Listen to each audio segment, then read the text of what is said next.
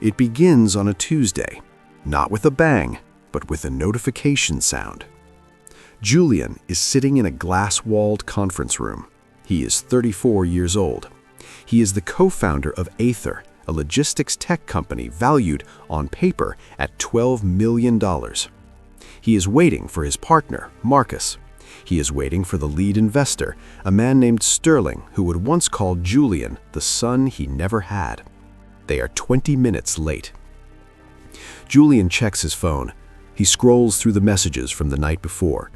"Can't wait for the IPO," says a friend from college who only texts when he needs a loan. "So proud of you," says an ex-girlfriend who has been hovering around the periphery since the valuation rumors started. The door opens. Marcus and Sterling walk in. They don't sit. There is a terrifying clarity in the way a man looks at you when he has already decided to execute you. It is a look devoid of empathy. It is the look of a butcher assessing a carcass. "We're invoking the claustrophobia clause," Sterling says. He doesn't blink. "The board has voted.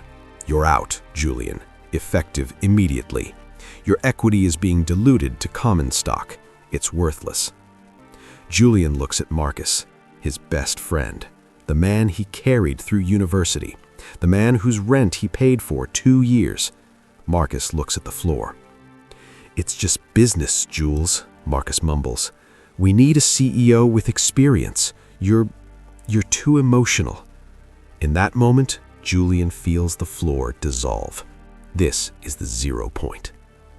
He walks out of the building with a cardboard box. His phone buzzes. It's the group chat. The news has already leaked. "Is it true? Bro, are you okay? I heard you got fired." He goes to his apartment. He sits on the edge of his bed. The silence is physical. It presses against his eardrums. He waits for the cavalry. He waits for the real friends to show up. He waits for his parents to call and say they'll help him fight the lawsuit. Nobody comes. The phone stops buzzing. The friends are assessing the social hierarchy. Julian is no longer the rising star. He is the fallen leper. To associate with him is to catch the contagion of failure. He has $3,000 in the bank. He has a non-compete clause that bans him from the industry for 2 years. He has 0 allies. Most men die here. They drink, they sue and lose, they beg, they write long, pathetic posts on LinkedIn about vulnerability and learning lessons. They become victims. Julian sits in the dark for 3 days. He watches the shadows lengthen across the floor. He feels the grief. It feels like someone is carving his chest open with a dull spoon. He wants to call Marcus and beg. He wants to call Sterling and scream. But then, around 3 a.m. on the 4th day, something snaps. It isn't a mental breakdown. It is a mental callus. He realizes that the support he had was an illusion.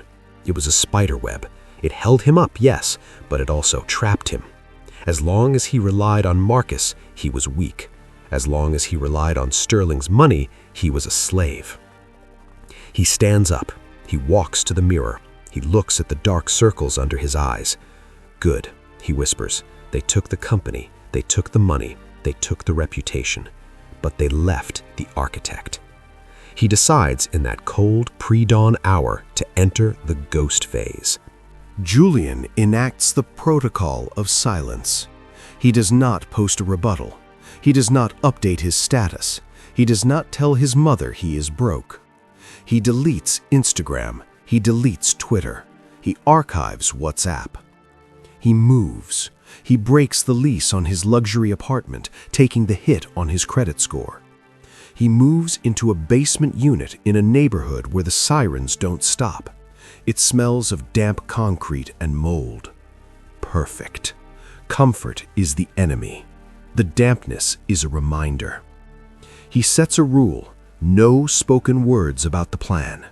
He realizes that every time he talked about his goals in the past, he lost the energy to do them. Talking is a leak. Silence is pressure. He needs money, but he cannot get a job in his field because of the non-compete. So he works manual labor. He works the night shift at a fulfillment center, lifting boxes. The irony does not escape him. He used to design the software that routed these boxes. Now he carries them. His body aches, his hands bleed, but his mind is flying. While he lifts, he listens, not to music, to war strategy, to contract law, to Python tutorials, to advanced forensic accounting. He realizes his mistake was specialization. He was the visionary, Marcus was the operator, Sterling was the bank. Because he specialized, he was helpless. He vows to become a polymath, a weapon of mass competence. He learns to code the back end. He learns to design the UI. He learns how to write the marketing copy. He learns how to structure a holding company in a jurisdiction Sterling can't touch. He is lonely. God, he is lonely.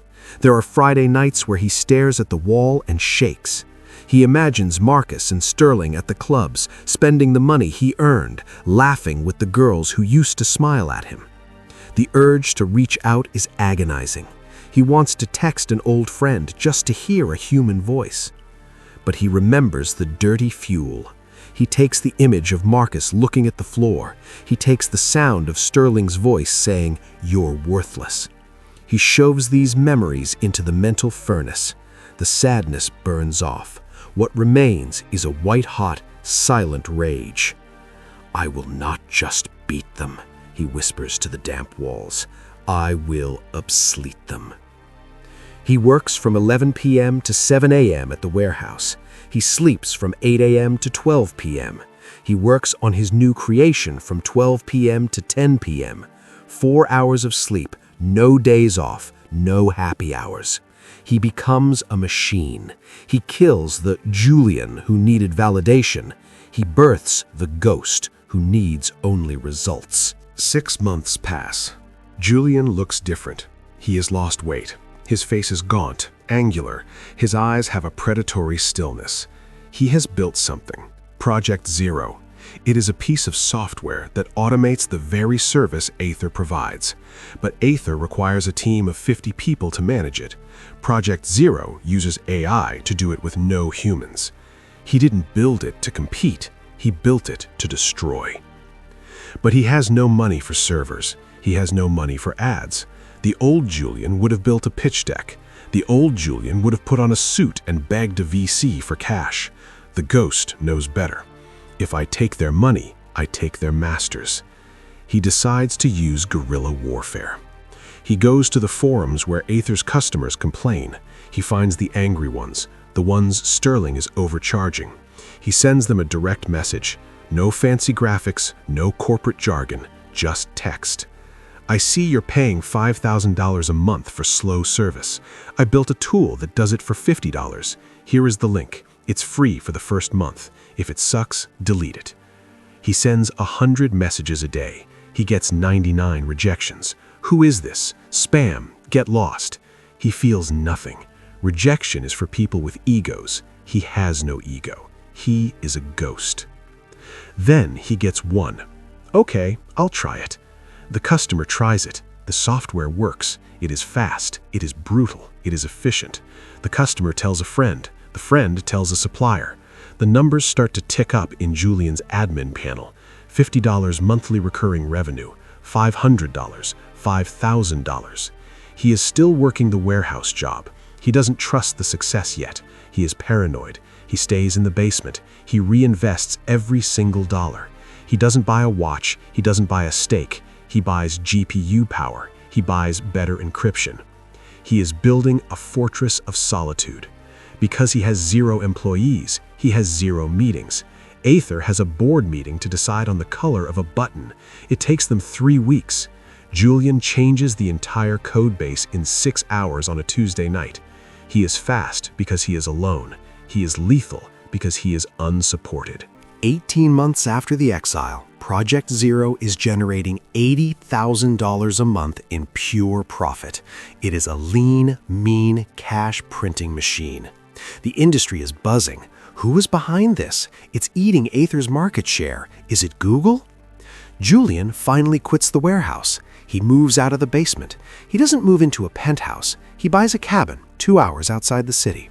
High-speed internet, steel gates, silence. And then the inevitable happens. The sharks smell the blood in the water. But this time, the blood isn't Julian's, it's Aether's.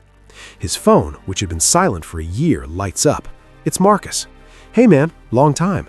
I've been hearing crazy rumors. Is it true you built Zero? We need to talk. Sterling is freaking out. Maybe there's a way we can acquire you. Let's get coffee, for old time's sake." Then the friends. "Bro, I knew you were cooking something. Let's grab a beer. I always told everyone you were the genius." Julian sits on the porch of his cabin. The air is cold. He reads the messages. He feels a strange sensation in his chest. Is it vindication? Is it joy? No, it is disgust. He sees the simplicity of men. They follow the winner.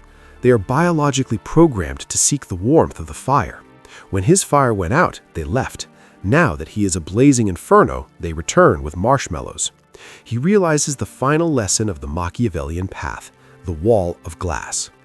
He does not reply with anger. He does not tell Marcus to go to hell. That would show he cares. That would reveal emotion. He replies with polite indifference. To Marcus, "Not interested in selling. Please direct all future communication to my legal counsel." To the friends, he leaves them on red. He realizes he cannot let them back in. If he lets them in, they will bring their mediocrity. They will bring their doubts. They will bring their noise. He has grown accustomed to the silence. The silence is where the God speaks.